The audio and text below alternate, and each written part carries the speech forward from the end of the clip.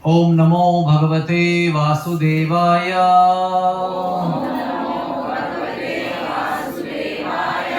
ओम नमो भगवते वासुदेवाय।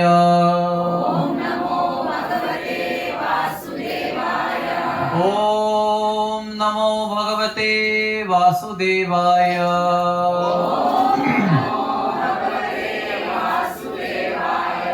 हरे कृष्णा कृष्ण कृष्ण हरे हरे, हरे राम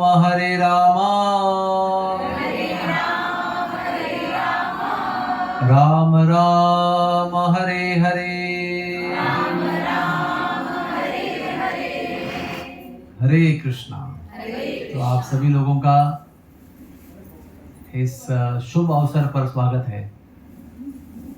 वैसे तो बहुत ही आनंद की घड़ी है, क्योंकि आज कार्तिक पूर्णिमा का दिन है और थोड़ा सा दुख भी है, क्योंकि आज दीपदान का कार्यक्रम संपन्न होने वाला है। आध्यात्मिक भाषा में समाप्त हो रहा है ऐसा नहीं कहते, संपन्न हो रहा है ऐसे। अभी ऑफिशियली दीपदान करने के लिए अभी 11 महीने आपको प्रतीक्षा करनी होगी, लेकिन ये 30 दिन का जो दीपदान का कार्यक्रम है, आशा है कि आप सब लोगों ने हर दिन अपने घर में किया होगा। कार्यक्रम होगा या नहीं होगा, फिर भी आपने अपने घर में किया होगा, ऐसी आशा है। उसकी परिणति जो है वो आज से लेकर अगले 11 महीने तक रोज आपको करना है। दीपदान का महत्व कार्तिक में तो है, लेकिन हर रोज में भी है। दीपदान बहुत शुभ है, वो सकारात्मक ऊर्जा निर्माण करता है। संध्या के समय जब हम दीपदान करते हैं, किसी भी दिन किसी भी समय, तो संध्या के समय जो भूत प्रेत पिशाच की बाधा होने की संभावना होती है, वो घी के दीपक के प्रकाश से नष्ट हो जाती है। गाय के घी के दीपक को प्रज्वलित करने से सारी नकारात्मक ऊर्जा नष्ट हो जाती है। इसलिए हमारे भारतीय संस्कृति में संध्या काल में हम दीप प्रज्वलन करते हैं, उसको हम संध्या आरती कहते हैं। लोग घंटी बजाते हैं, लोग बेल बजाते हैं, हाथ में करताल बजाते हैं, मृदंग बजाते हैं, ताकि ये जो नेगेटिव एलिमेंट्स हैं, गण आदि, वो सब वातावरण में उस समय घूमते रहते हैं। तो इसलिए हमारी संस्कृति में संध्या आरती का प्रयोजन है, जिसमें भी दीपदान होता है। पाड़वा जो जिस दिन था ना, दीपावली का, उस दिन हमारे संस्कृति में पत्नी जो है वो पति की आरती उतारती है, जिसको संस्कृत में औक्षण कहते हैं। भगवान की हम आरती उतारते हैं, लेकिन किसी व्यक्ति को जब दीपक दिखाते हैं तो उसको औक्षण कहते हैं। औक्षण कहना एक करना, एक नजर उतारने जैसा ही है, ताकि पति की ऊर्जा बनी रहे, पति की मति सन्मति बनी रहे, पति को शुभकामना प्राप्त हो, शुभाशीष प्राप्त हो। इस भावना से बलि प्रतिपदा के दिन, कार्तिक शुद्ध प्रतिपदा के दिन पति का औक्षण किया जाता है, और द्वितीया के दिन बहन भाई का औक्षण करती है, उसी भावना से कि लंबी आयु प्राप्त हो, दीर्घ आयु प्राप्त हो, आरोग्य प्राप्त हो, सुख प्राप्त हो, संपन्नता प्राप्त हो। तो ये हमारी संस्कृति है। हम पहाड़ की भी पूजा करते हैं, हम जानवरों की पूजा करते हैं, गाय की पूजा करते हैं, पौधे की पूजा करते हैं, है ना, तुलसी महारानी की। हमारी संस्कृति में कृतज्ञता जो है वो प्रधान है। हम हर एक वस्तु के लिए अपनी कृतज्ञता व्यक्त करते हैं, थैंक यू व्यक्त करते हैं, क्योंकि हमारे जीवन को चलाने के लिए अनेक जीव, सजीव और निर्जीव वस्तुएं भी आवश्यक होती है। और कृतज्ञता जब तक हमारे जीवन में उत्पन्न नहीं होती है, तब तक हम भगवान की ओर प्रगति नहीं कर सकते। बाकी सारे सद्गुण बाद में आएंगे, लेकिन कृतज्ञता शुरू से ही होनी चाहिए। दो चीजें हैं, नम्रता और कृतज्ञता। हम ह्यूमिलिटी एंड ग्रैटिट्यूड, दो चीजें जब हम अपनाते हैं तो बाकी सारे सद्गुण हमारे अंदर अपने आप प्रवेश करते हैं। ये एक बात हुई। और दूसरी बात यह है कि हमारी भारतीय संस्कृति जप नहीं करना, अभी आपको सुनना है केवल। हमारी भारतीय संस्कृति इतनी श्रेष्ठ है कि हर दिन एक उत्सव है, हर दिन एक उत्सव की एक कथा है, और हर दिन की कथा का एक संदेश है हमारे लिए, टेक होम मैसेज, कि हमारे जीवन में हमको क्या करना है उस कथा के मैसेज के अनुसार। आज का दिन भी ऐसे अनेक कथाओं से भरा हुआ है, और सभी कथाएं विस्तार में कहना तो इतने संक्षिप्त काल में मुमकिन नहीं है।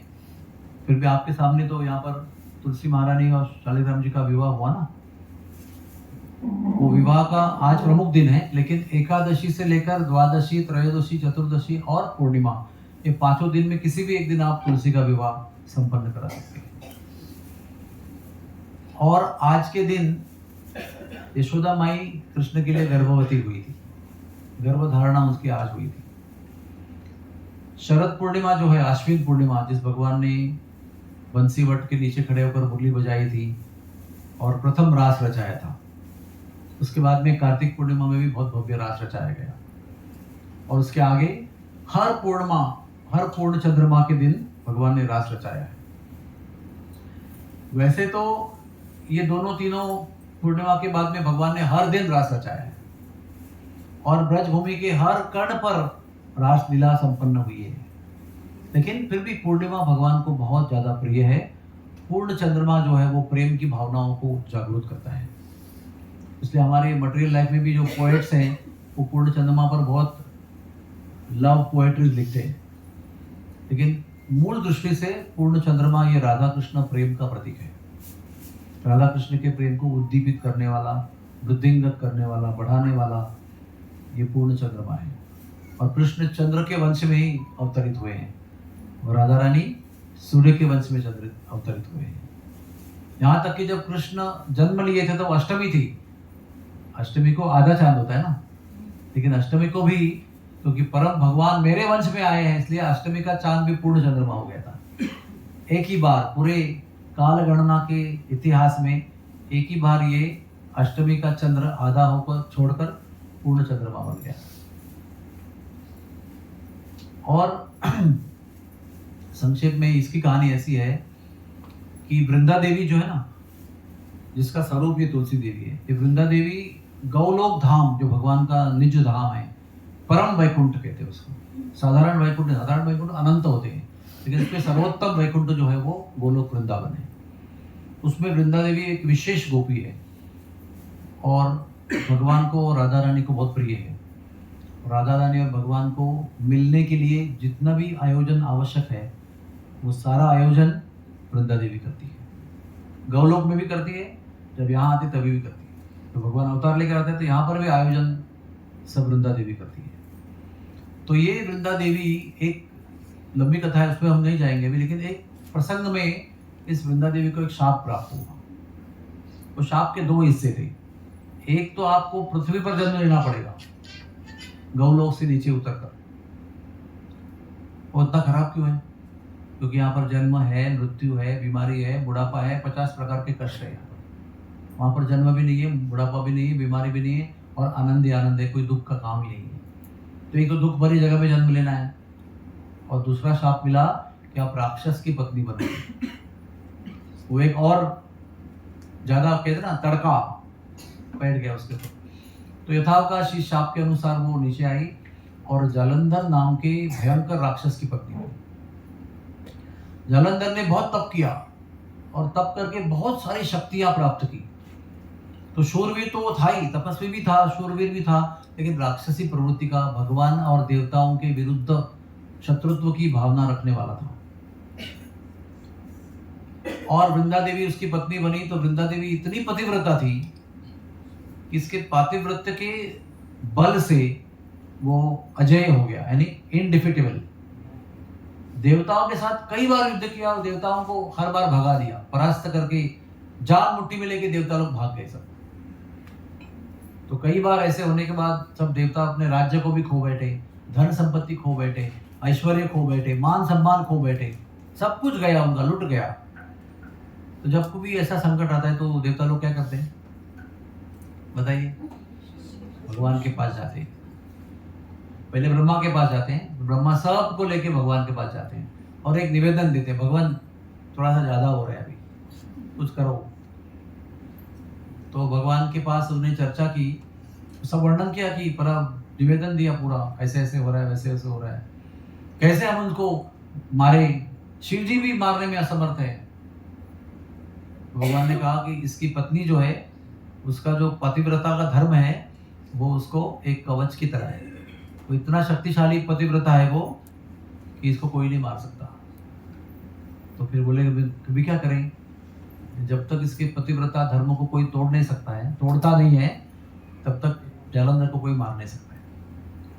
तो भगवान ने कहा कोई बात नहीं, शंकर जी को बोला आप दोबारा युद्ध छेड़ो, उसको आह्वान दे दो, ललकारो उसको, और त्रिशूल लेकर तैयार रहो और सतत उस पर प्रहार करते रहो। एक समय ऐसा आएगा कि त्रिशूल आप उस पर चलेगा ही नहीं, लेकिन एक क्षण ऐसा आएगा कि त्रिशूल उसको गले में घुस जाएगा, और वो उसकी व्यवस्था मैं करता हूं। तो भगवान विष्णु ने जैसे ही देवताओं ने आक्रमण करने का ललकारा था, तो वो तो जालंधर ने कई बार परास्त किया था, थोड़ी डरेगा वो तुरंत जाने को उद्युक्त हो गया। तो वृंदा देवी ने उसको तिलक किया, उसका औक्षण किया, उसको शुभेच्छा दी, और वो युद्ध में चले गए, और इनका घनघोर युद्ध शुरू हुआ। घनघोर युद्ध शुरू हुआ तो कुछ ही समय में जालंधर लौट के आया। तो पत्नी को लगा कि युद्ध में हमेशा विजयी होके आते, अभी भी विजयी होके आ गए। उसका स्वागत किया और बहुत अच्छी सेवा की, और वो अपने अंतःपुर में गए, यानी अपने शयन कक्ष में गए, और वहां पर उनका संबंध हुआ। और यहाँ पर शिव जी प्रयास कर ही रहे थे। तो जालंधर जो लौट के आए थे वो जालंधर नहीं थे, वो विष्णु ने उनका स्वरूप धारण करके घर में प्रवेश किया था, एज इफ युद्ध समाप्त हो गया और मैं घर पे आ गया। तो उस प्रकार से उन्होंने पति की सेवा की। जब पतिव्रता का भंग हो गया तो वहां पर त्रिशूल जो है शिव जी का जालंधर के गले में घुस गया, उसका शीश जो है वो शरीर से अलग हो गया। तो उसको भी आश्चर्य हुआ, तो उसने पहले पुकारा, वृंदा वृंदा क्या हुआ, वृंदा क्या हुआ। तो वो शीश जो है, वो त्रिशूल पे लटका हुआ शीश जो है वो घर पे आया आकाश से, और वो पुकार रहा है वृंदा वृंदा। तो वृंदा देवी के साथ में जालंधर है, तो उसको लग रहा है अरे पति की आवाज बाहर से कहां से आ रही है। तो वो पति को जो अंदर भी जालंधर के रूप में उसको लेकर बाहर आते हैं, तो आकाश में त्रिशूल पे कटा हुआ सर अपने पति का देखती है, तो उसको तत्क्षण सब समझ में आता है। तो वो विष्णु को ऐसी आंखों से देखती है, ऐसी तीव्र आंखों से देखती है कि विष्णु अपना जालंधर का स्वरूप मेंटेन नहीं कर पाते, विष्णु में रूपांतरित हो जाते हैं। तब भी समझ में आता है कि इन्होंने छल कपट किया मेरे साथ, तो मेरे पतिव्रता का भंग करके मेरे पति का वध करने की योजना बनाई थी, षड्यंत्र बनाया था। तो वो अपने पति को शीश को गोद में लेती है और सती चली जाती है। और सती जाने के पहले विष्णु को शाप देती है कि तुम पत्थर बन जाओ। तो विष्णु कहते हैं कि मैं आपके श्राप को बड़े प्रेम से स्वीकार करता हूँ, लेकिन मैं पत्थर बनूंगा तो आपके चरणों में बनूंगा, तो आपको मैं भी शाप देता हूँ कि आप पौधा बनोगे। ये तो प्रेम की कहानी है, भगवान की लीला है, इसमें कोई छल कपट नहीं है। वृंदा देवी को पृथ्वी पर इस सुंदर पौधे के रूप में जन्म देने के लिए, प्रवेश देने के लिए भगवान ने लीला किया था। तो वो पौधा जो है वो तुलसी देवी है, और उसके चरणों में शालिग्राम शिला का स्थान है। और वो शालिग्राम शिला जो पत्थर करने का शाप दिया था, वो शालिग्राम शिला है। ये सुंदर कथा है। तो ये जो शालिग्राम शिला है, इसके बारे में आप लोगों को पता होना जरूरी है। शालिग्राम शिला साक्षात कृष्ण है। आप कभी कोई लोग नेपाल में गए हैं क्या? नेपाल में एक स्थान है पोखरा, वो काठमांडू से फ्लाइट से जाएंगे तो 20 मिनट का फ्लाइट है, और वहां से फिर पोखरा से आप रोड से जाएंगे तो पहाड़ों का जर्नी है।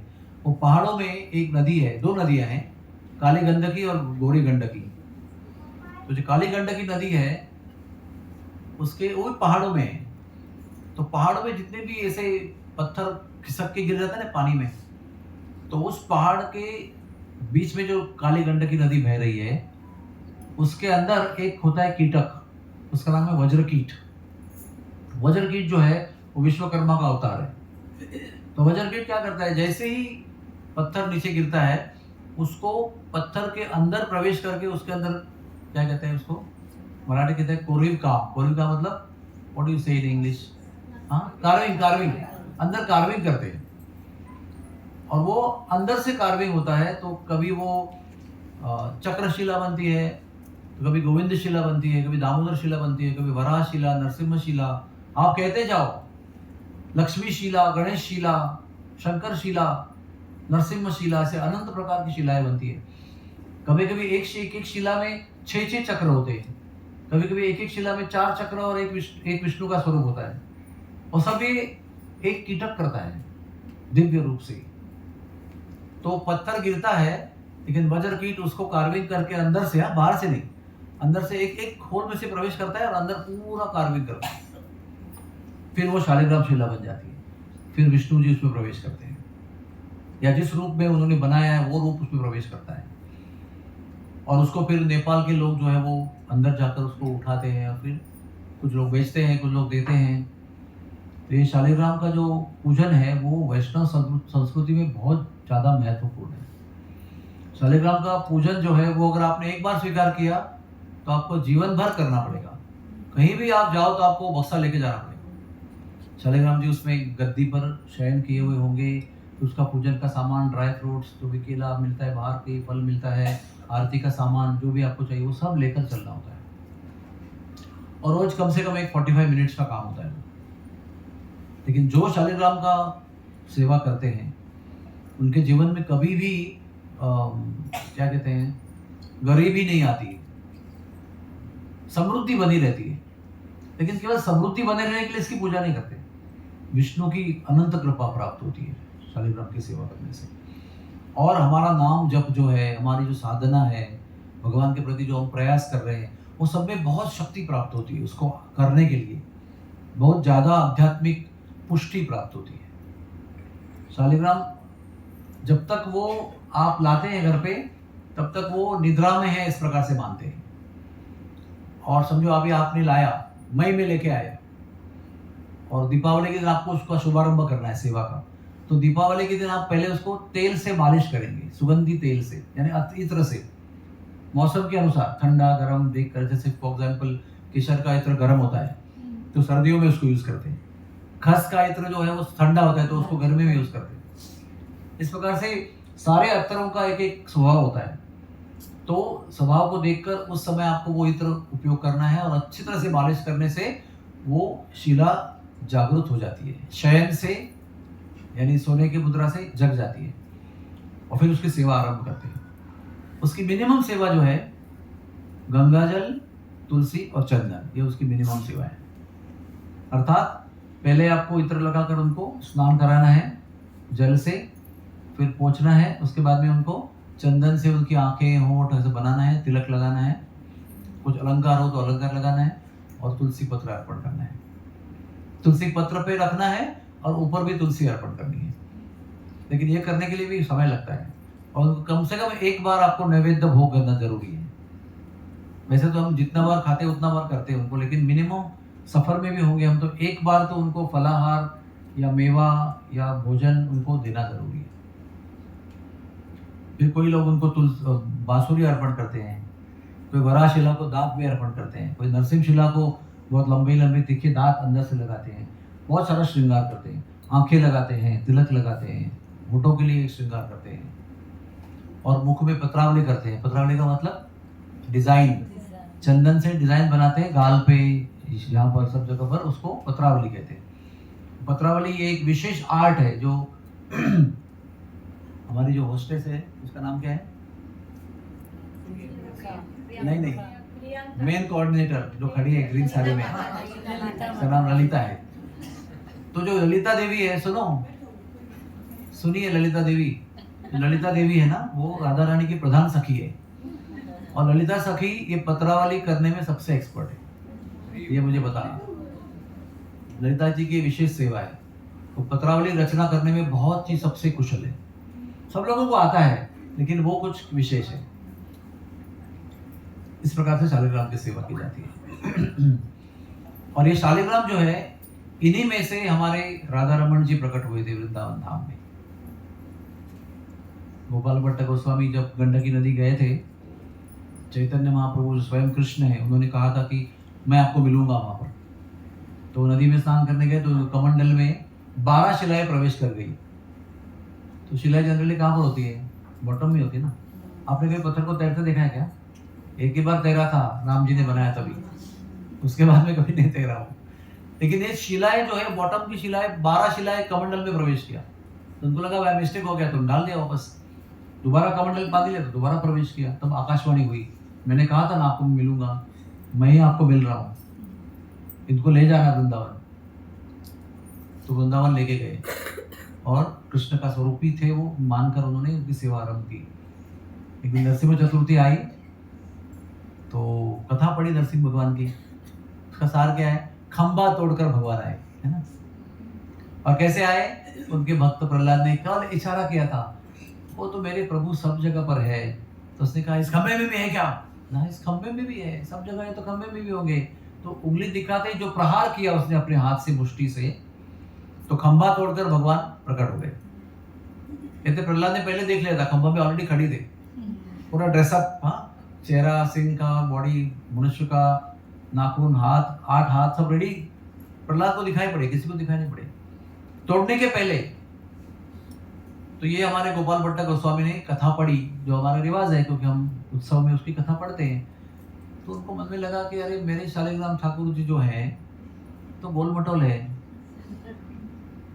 हमारे ब्रज में ना उनको कड़ी पकौड़ी कहते हैं। क्यों पता है आपको? वो क्योंकि पकौड़े जैसे होते हैं और पूरा चंदन लगाने के बाद पूरे पकौड़े दिखते हैं। तो बहुत सुंदर सा भजन है ब्रज में, अरे मेरे एक कड़ी पकौड़े, ऐसे प्रेम से उनको पुकारते हैं। तो कुछ दिन पहले उनके पास कुछ एक धनी आदमी आया था। तो जितने गोस्वामी थे वृंदावन में, उनके पास, सबके पास अच्छे ठाकुर जी के विग्रह थे, राधा कृष्ण के। सबके लिए श्रृंगार लाया था, वस्त्र लाया था, मुरली लाया था, अलंकार लाया था, सबको भेंट में दिया। सबको देते देते देते गोपाल भट्ट गोस्वामी के पास में आया और उनको भी दिया।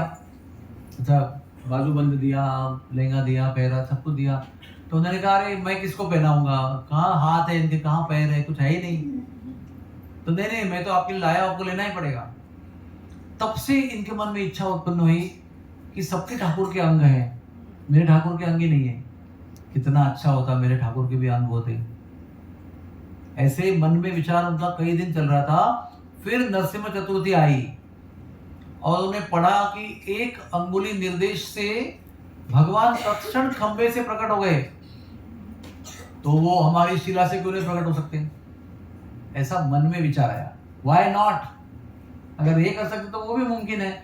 ऐसे सोच के उत्सव संपन्न हुआ, समाप्त हुआ। सब उन्होंने रुमाल डाल के उनको शयन करा दिया, रात को सुला दिया। जब सुबह उठे ना, मैं दिखाता हूँ आपको समझ में आएगा। समझो ये शालिग्राम शिला है ना, आपने इसको रुमाल पहना के ऐसा शयन कराया है। आपको क्या एक्सपेक्टेड है कि ये ऐसा रहेगा ना।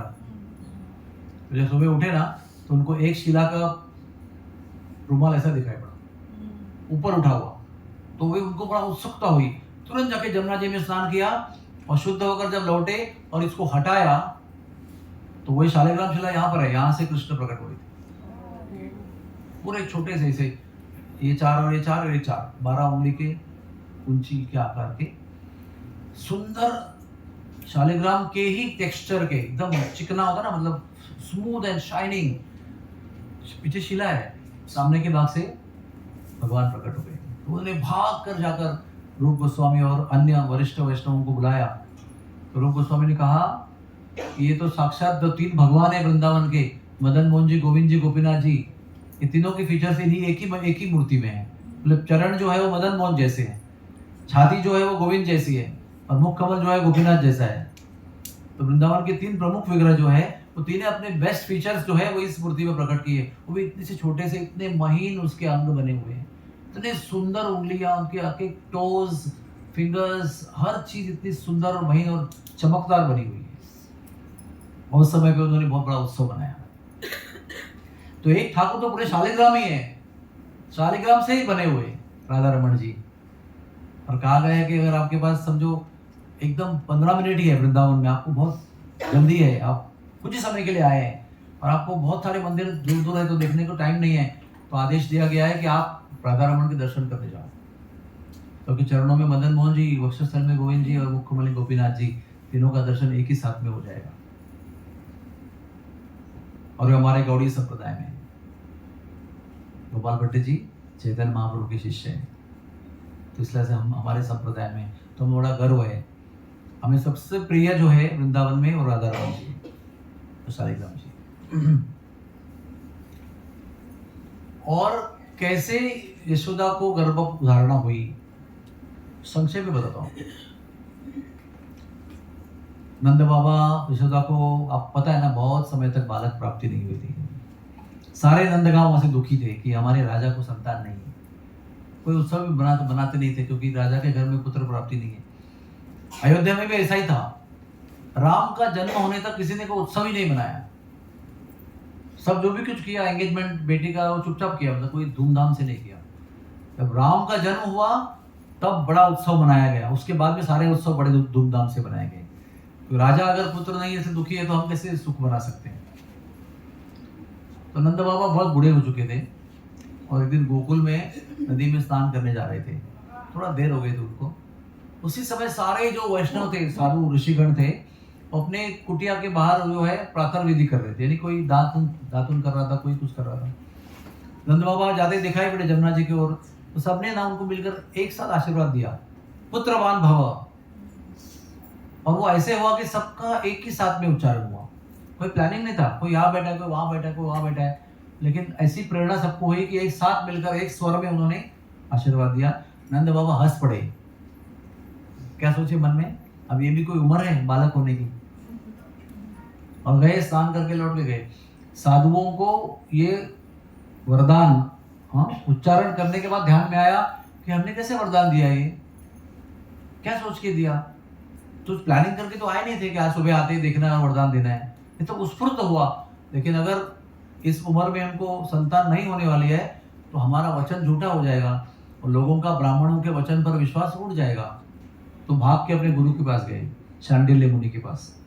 उनको बताया कि ऐसे ऐसे हुआ, अभी कैसे करें, हमारा वचन झूठा हो जाएगा। तो शांडिल्य मुनि ने कहा, आप गोपाल मंत्र का 18 कोटि आहुति वाला यज्ञ करो। हमें गोपाल मंत्र गुप्त है, वो सबके सामने जाहिर नहीं कर सकते, लेकिन बहुत ज्यादा पावरफुल मंत्र है वो गोपाल मंत्र।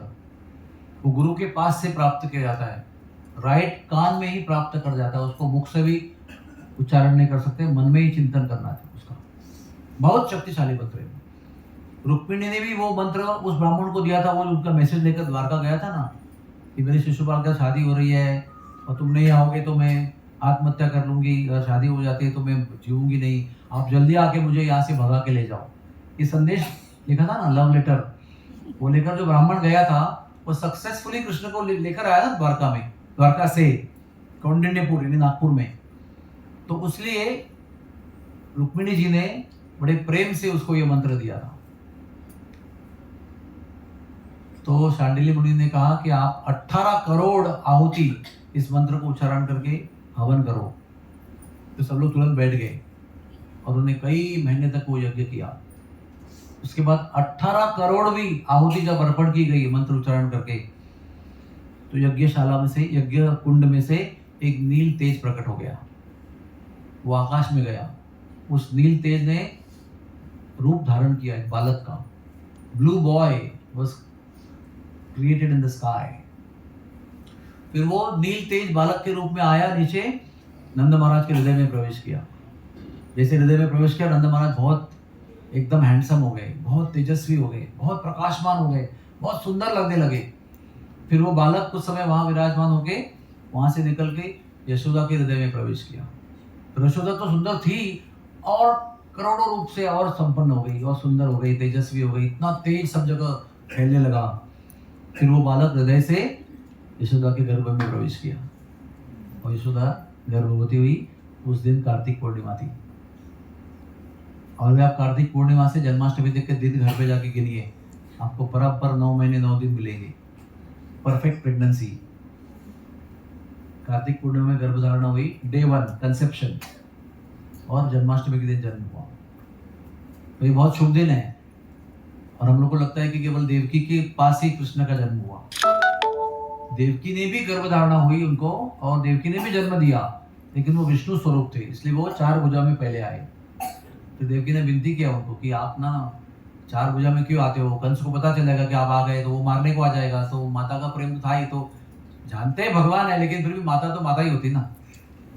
मेरी दादी थी 75 ईयर्स की, मेरे पिताजी 50 साल के थे, फिर भी वो उनको डांटते रहते थे, तो देर से क्यों उठते हो, जल्दी उठा करो।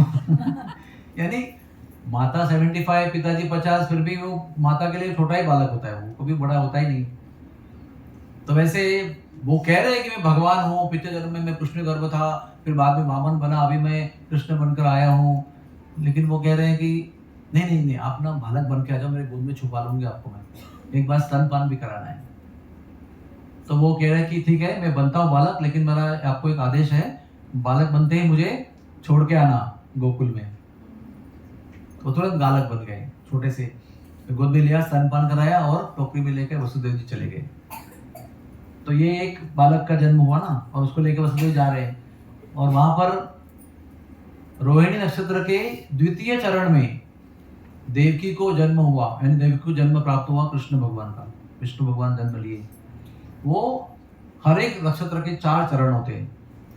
तो दूसरे चरण में देवकी को पुत्र प्राप्ति हुई, और जो समय बीता ना, उसको डायलॉग, उनका दोनों का डायलॉग हुआ, फिर वो बालक बने, फिर उनको लेके निकले, फिर जेल के दरवाजे टूटे, फिर जमुना जी के किनारे आए, फिर जमुना जी को पार किया, फिर पहुंच गए।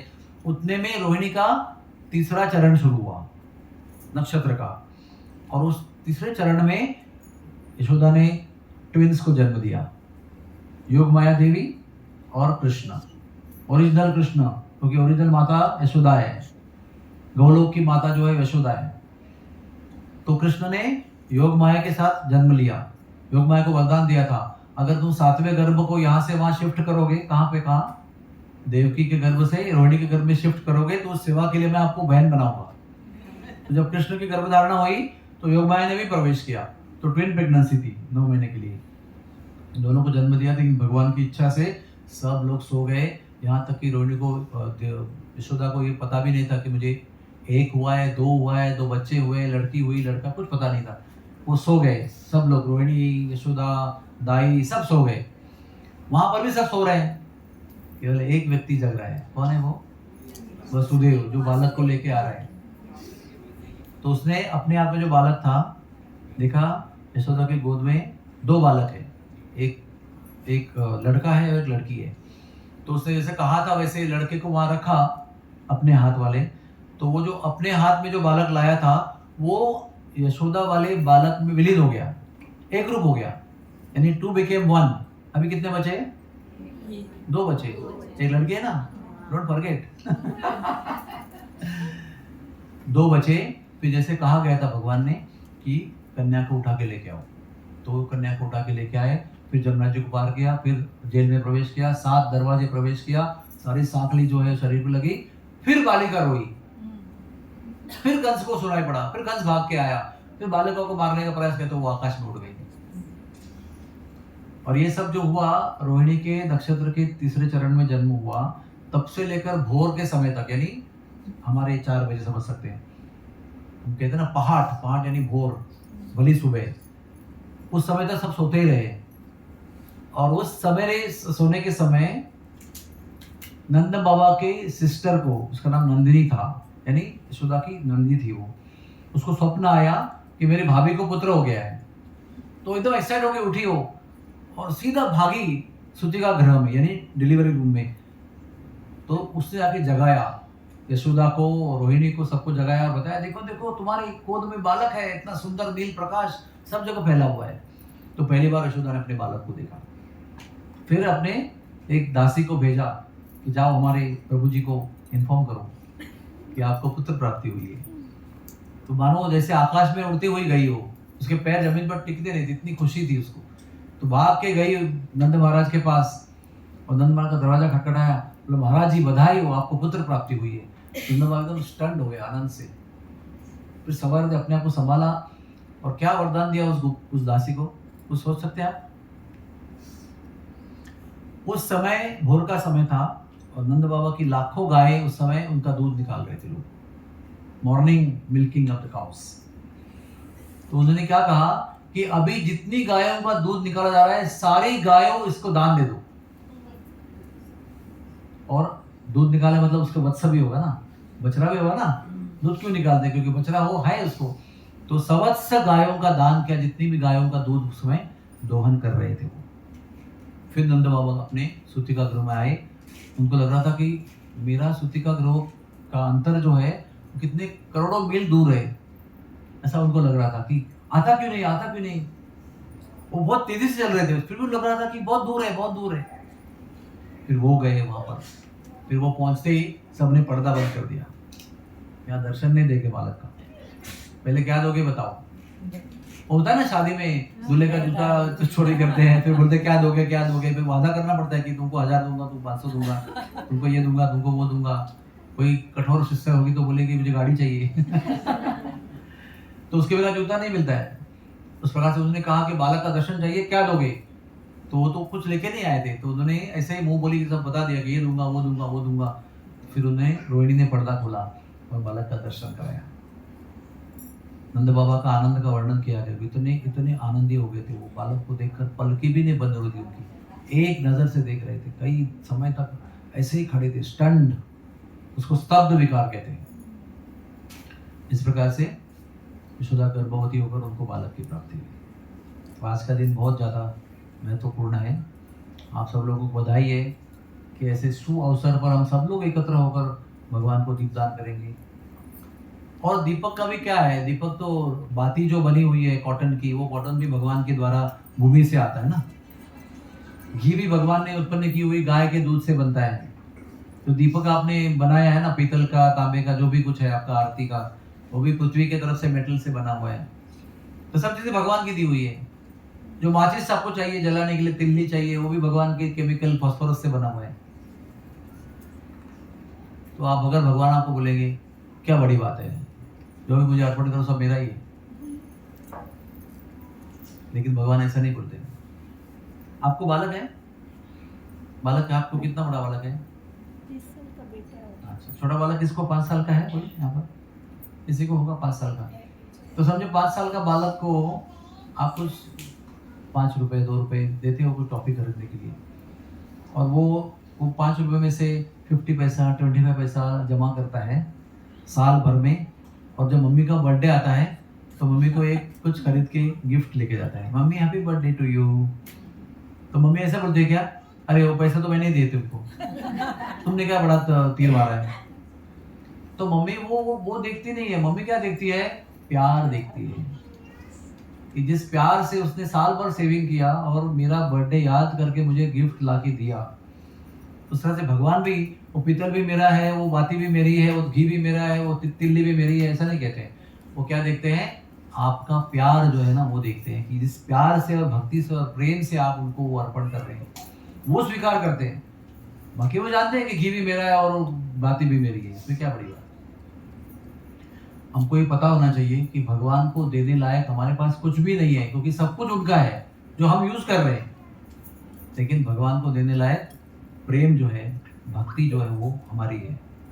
उसको हम दावा कर सकते हैं कि ये मेरा प्रोडक्शन है, और प्रेम के साथ में उनको अर्पण कर सकते हैं, उसी को वो स्वीकार करते हैं। आप जो भी करते हो, कुछ भी देते हो आप, उसका सार ग्रहण भगवान करते हैं। उसको एक नाम क्या पड़ा उनका? भावग्राही जनार्दन। वो हर चीज के अंदर का भाव ग्रहण करते हैं। दुर्योधन को मेवा त्यागो, शाक विदुर घर खाई। तो शाक को कविता में लिखा है, लेकिन एक्चुअली केले के छिलके खाए थे उन्होंने। वो तो विदुरानी इतनी प्रेम से ऐसे केले छिलका रहे हो, केला फेंक के छिलके हाथ में दे रही थी, और भगवान छिलके ही खा रहे थे। तो फिर विदुर जी लौट के आए, अरे पागल औरत, तू क्या कर रही है? केले फेंक रही है, छिलका खिला रही है। भगवान ने कहा डोंट डिस्टर्ब हर, जो चल रहा है वो सही चल रहा है, वो जो दे रही है वो मैं ले रहा हूँ। आप बाहर से देख रहे हो कि केला और छिलका, मैं केला छिलका नहीं देख रहा हूँ, मैं वो प्रेम दे रही है, मैं प्रेम ले रहा हूँ। और उसी समय दुर्योधन ने 56 भोग बनाकर उनको इन्विटेशन दिया था, पॉलिटिकल पर्पज से। भगवान उसके घर के पास गए, वहां से आगे ही चलते रहे और झोपड़ी में घुस गए विदुर की, और वहां जाके बोले बहुत भूख लग रही है। तो विदुर जी बाहर गए थे कहीं, विदुरा ने कहा घर पे कुछ है ही नहीं, कुछ अभी अचानक भगवान आ गए तो यहाँ वहाँ ढूंढा तो केला मिला, तो केला खोल के केला फेंक के छिलका खिलाने लगे। बोलो, भगवान ने ये नहीं बोला कैसी पागल औरत है, जानती नहीं मैं कौन हूँ, मुझे छिलका खिला रही है, कैसी बावड़ी औरत है। नहीं, भगवान ने कहा विदुर जी आप शांत रहो, जो चलने हैं चलने दो। जब सबरी खिला रही थी ना वो, लक्ष्मण जी को अच्छा नहीं लगा। ये भिल्ली औरत, जंगली जाति की औरत, जंगल में एक तो रहती है, ऊपर से काट काट के बेर रखे उसने, क्या कुछ रिवाज है क्या ऐसे कोई झूठा खिलाने का। तो जब भगवान खाने लगे तो लक्ष्मण को तकलीफ हुई, अरे क्या कर रही है औरत। भगवान ने कहा चुप रहो, जो चलना है वो चल ले। वो निकाल के आधे आधे खाए हुए खिला रही थी, भाई बहुत मीठा, ये खाओ ये खाओ। भगवान ने सारे बेर खाए प्रेम से। तो भगवान प्रेम के भूखे हैं। ये दीपदान भी प्रेम का ही उत्सव है। बाकी आप 50 दीपक लगाओ, सोने का दीपक बना के लगाओ, चांदी का निरंजन बना के लगाओ, उसको भगवान देखते नहीं है। प्रेम कितना है, निस्वार्थ कितने हो, निरपेक्ष कितने हो, बिजनेस तो नहीं कर रहे हो भगवान के साथ। हाँ 6 केला ले लो, एक कल्पतरु में फ्लैट दे दो। हम लोग क्या करते हैं, एक आधा नारियल, एक 6 केले, 2 कटे हुए भार, एक कुमकुम, अक्षत, फूल, भगवान ये फ्लैट मेरा होने दो, अभी तक रेंटल में रहता हूँ। ये डिवोशन नहीं है। भगवान डिवोशन देखते हैं। बाकी तो क्या है, मांगने वालों की कमी नहीं है, गालिब एक ढूंढो तो हजारों मिल जाते हैं। मांगने वाले क्या, सब मांगने वाले ही हम लोग। और सबसे ज्यादा मांगने वाले कौन होते हैं, सबसे अमीर लोग, क्योंकि उनको ज्यादा चाहिए। हम लोग तो गए नहीं कि हमें साइकिल चाहिए, वो बोलेंगे हमको ऑडी चाहिए। एनीवेज, तो तात्पर्य यह है कि सारे 30 दिन का जो ये उत्सव है दीपदान का, वो प्रेम को प्रकट करके अर्पण करने का उत्सव है। उसी के लिए हम लोग आए हैं। आप लोग सज के आए, सज के आना ही चाहिए। इसलिए नहीं कि मैं सुंदर दिखूं, मुझे सब कुछ सब लोग देखें, नहीं, मुझे भगवान देखेंगे तो उनका आनंद होगा। गोपियां भी बहुत श्रृंगार करती थी, अपने सौंदर्य को बढ़ाते। ऐसा नहीं कि मेरा गौरव हो, नहीं, मुझे जब सौंदर्यवती में होंगी, सुंदर बनूंगी, तो मुझे देखकर कृष्ण को आनंद होगा। इसलिए सारी गोपियां, राधा रानी सब श्रृंगार करती थी। हमें भी मंदिर में जाते हुए अच्छी तरह से जाना चाहिए, सज धज के एकदम, क्योंकि भगवान को हम देख रहे हैं और हमें भगवान भी देख रहे हैं। तो भगवान के नेत्रों को आनंद देने के लिए हम सज धज के जाते हैं। अपने सौंदर्य को बढ़ाने के लिए, मुझे और कोई देखे, कोई लड़की लड़का देखे मुझे, वो भाव से नहीं। ये सब भगवान जानते हैं किसके दिल में क्या भाव है। तो आइए, आज का ये जो 30वां दीपदान का महोत्सव है, उसके लिए सबसे पहले ललिता माता जी को बधाई दें। हाँ, एक कहते, प्रभुपाद जी कहते थे हमेशा कि आकाश में लाखों तारे होते हैं, लेकिन फिर भी रात को प्रकाश नहीं प्राप्त होता है, खाली चमचमाते हैं, चमचमाने से रास्ता दिखता नहीं है। लेकिन एक चांद होगा ना तो काफी है, रात के अंधेरे में रास्ता दिखाने के लिए काफी है। वैसे कोई भी आध्यात्मिक कार्य करने के लिए एक चांद होना चाहिए, जो सबको प्रकाश दे, सबको प्रेरणा दे, और सबसे वो उत्साह दे, सबको प्रेरणा के देकर करवाए। तो उन्होंने बहुत ज्यादा मेहनत की है, पता नहीं कितने बाल उनके झड़ गए होंगे 30 दिन में। कि सब लोग को फोन करो, लेक्चर देने वालों को फोन करो, सबको आने के लिए फोन करो, ये हुआ क्या, हार लाया क्या, म्यूजिक सिस्टम आया क्या, वो आया क्या, वो आया क्या, दिन रात। वो भी जगन्नाथ, वो गोवर्धन की यात्रा में भी फोना फोनी चल रही थी, हो रहा है ना प्रोग्राम, जा रहा है ना, स्पीकर आया कि नहीं आया, वो वहां से फोन कर रहे हैं। यात्रा में शरीर है, मन कल्पतरु में है। लेकिन ऐसे जब कोई अपने स्वार्थ का त्याग करता है ना, तभी लोगों का कल्याण होता है। अगर वो कोई मेहनत नहीं करेगा तो दीपदान कैसे होगा, कैसे कार्यक्रम होगा। इतना सुंदर कार्यक्रम आयोजन किया गया है, तो हमको भी देखना है कि कोई व्यक्ति हमारे लिए कर रहा है तो हमको भी आगे करना है, ताकि हमारी तरफ से और लोग इसमें जुड़ जाए और भगवान को प्रेम अर्पण करने के लिए व्यवस्था की जाए उनके लिए। ये चेन रिएक्शन है। पता है आपको चेन रिएक्शन क्या होता है? वो 1 से 2, 2 से 4, 4 से 8, ऐसे ऐसे बढ़ते लाखों हो जाते हैं। शुरुआत 1 से होती है। तो आइए, आप सबको बधाई है। कल्पतरु बहुत भाग्यवान क्या कहते हैं कॉलोनी है। इसमें एक बार मैं ऐसे घूमते घूमते आया था रास पूर्णिमा के दिन, तो 500 लोग रास में भाग ले रहे थे। मैं देख के तो अचंभित हो गया, 500 people in such a small place. फिर दीपदान का कार्यक्रम शुरू हुआ। मैंने कल ही हमारे सृष्टि में बताया नंबर 2 में कि अगले साल आपको भी 30 प्रोग्राम करने हैं। कल्पतरु आपके लिए एग्जाम्पल है। आप देखते रहो कि अगले साल में दिन नहीं मिलना चाहिए, इतनी बुकिंग होनी चाहिए अब सब जगह पे। तो सब लोगों ने बोला कि हम करते हैं अगले साल।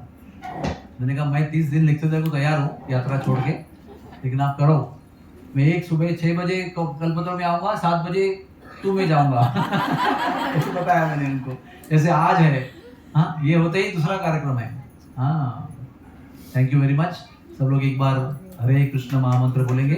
हरे Krishna Krishna Krishna Hare Hare, Hare Ram Ram Ram Hare Hare. Thank you very much. Lalita Devi, आगे का कार्यक्रम। Big round of